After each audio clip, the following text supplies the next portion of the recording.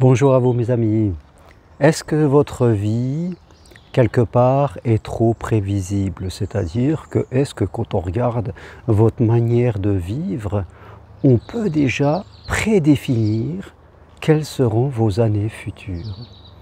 Peut-être que oui, vous allez peut-être partir en vacances, ça vous ne le savez pas, peut-être que vous ferez même un voyage, qui sais-je, et ça peut-être que vous ne pourrez pas le définir, mais quelque part, ça va rester dans un cadre, et vous allez faire partie de ce qu'on appelle l'esprit de masse. Vous savez, ce qu'on appelle la masse, l'inconscient collectif de gens qui, quelque part dans leur vie, quand on regarde bien, vivent tous à peu près la même chose.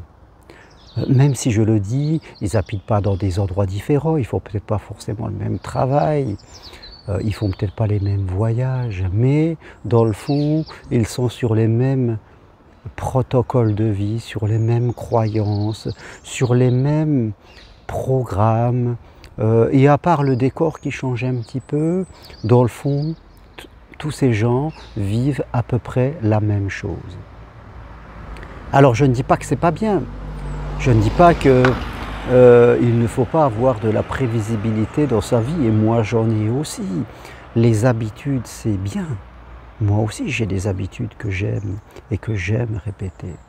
Mais ce qui est important dans notre vie, c'est aussi de faire des choses complètement nouvelles. C'est aussi d'aller vers des choses totalement inconnues, en croyant toujours que tout va bien se passer. Ça, c'est la croyance fondamentale. Hein. Qu'on veuille changer de travail, qu'on veuille aller vers l'amour, on doit être porté par la foi. Moi, ce qui fait ma force, c'est ma foi. C'est-à-dire de croire en la sagesse divine et de croire que tout ce qui se passe, c'est OK. Que tout va bien se dérouler et que même s'il y a une difficulté, c'est que quelque part, cette difficulté est là pour me remettre sur le droit chemin, peut-être même en m'apprenant quelque chose. Donc, comme je crois que je suis piloté par la sagesse divine, eh bien, je n'ai pas de raison d'avoir des inquiétudes exagérées. Je n'ai pas de raison. Je fais confiance à ma volonté, je fais confiance aussi à mes intuitions, qui sont là, la sagesse divine qui me parle, ou aux synchronisations que je peux vivre et qui vont m'indiquer le chemin. Donc, ma vie est faite d'habitudes, mais aussi de recherche continuelle de nouveautés. Et bien sûr, par moments, j'ai bousculé toutes mes habitudes. Ah, j'ai déménagé pour des raisons professionnelles, pour des raisons sentimentales, plusieurs fois. J'ai changé de travail, j'ai dû changer de vie sentimentale pour diverses raisons. Donc, ma vie a été faite de départ, non pas à zéro, mais parce que j'avais mon expérience, mais de changements brutaux quelquefois, de bousculades même, et de recommencement. Et ça, c'est une richesse vraiment infinie. Alors bien sûr, toute personne qui, par peur principalement, par crainte, par répétition mécanique de ce qu'elle a déjà fait, ou elle va alors pas beaucoup s'en écarter, eh bien pourra prévoir que sera son avenir. Et ça, je trouve que c'est dommage.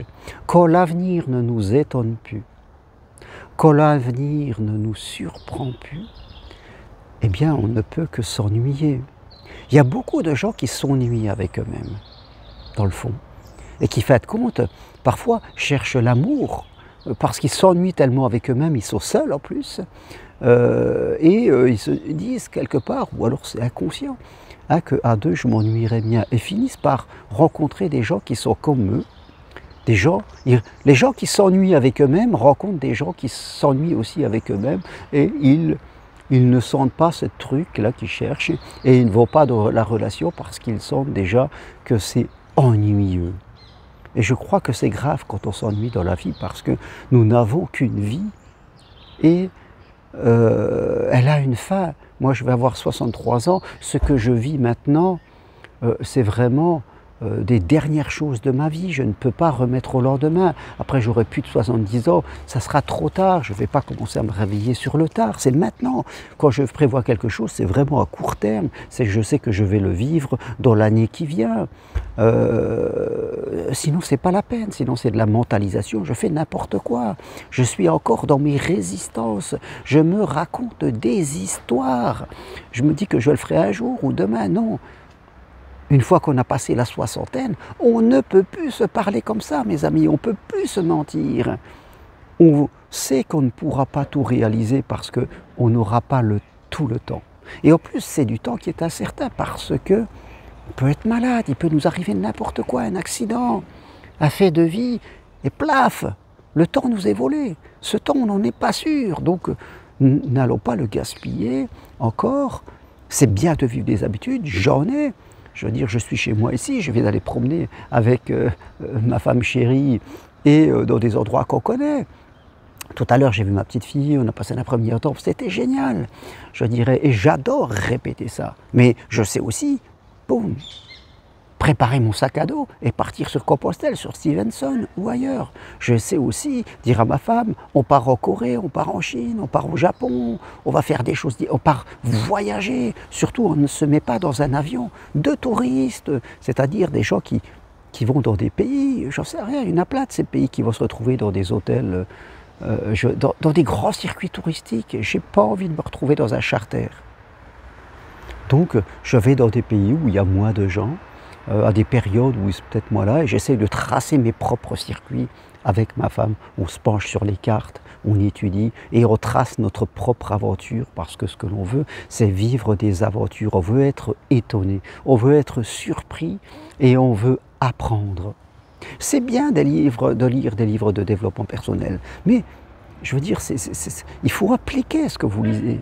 C'est bien d'écouter des vidéos comme les miennes, mais il faut les appliquer, sinon ça ne sert à rien, sinon c'est du masturbage de cerveau. Je veux dire, vous pourrez écouter des heures et des heures et des heures et des heures de vidéos, lire des dizaines de livres et vous dire, ben merde, je suis toujours à la même place dans le four, pas grand-chose ne change, je reste à la lisière de ma carte du monde, ah, je fais des petits trucs, hein. Ah, je dirais, mais franchement, c'est pas grand-chose, je pourrais aller au-delà. Mes habitudes seront toujours là, elles ne veulent pas fuir.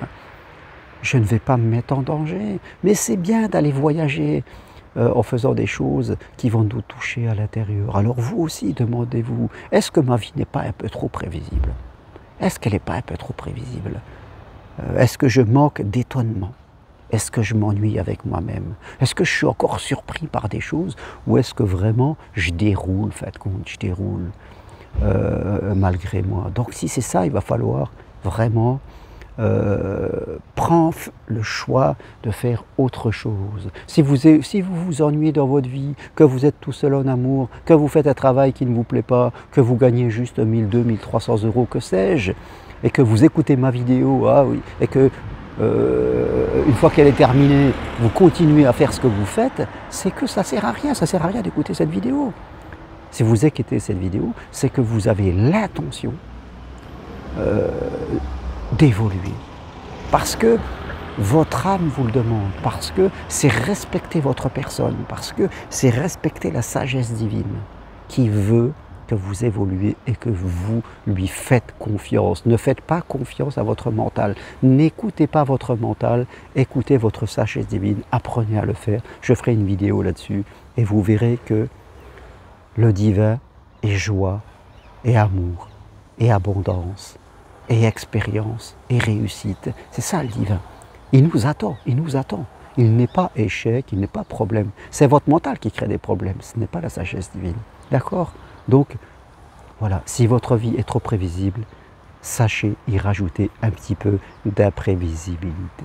Et si vous voulez aller plus loin, regardez mon site internet germainroncari.com sur ce que je propose, mon programme En route vers l'amour pour les célibataires, veuves, divorcés, qui veulent vraiment rencontrer l'amour, qui veulent se donner les moyens. Ma formation de psychopraticien pour ceux qui veulent vraiment, au fond d'eux-mêmes, aider les autres, progresser, transmettre, qui le veulent, qui ne sont pas encore en train de dire « je vais réfléchir ». Arrêtez de réfléchir. Et pour toutes vos questions, là aussi, prenez une consultation avec moi, que ce soit un problème de couple, un problème de vie, de relation, je suis là et ensemble, on va trouver votre solution. J'en ai la certitude à 100%. Merci, à très bientôt et si vous aimez mes vidéos, appuyez sur j'aime. Au revoir.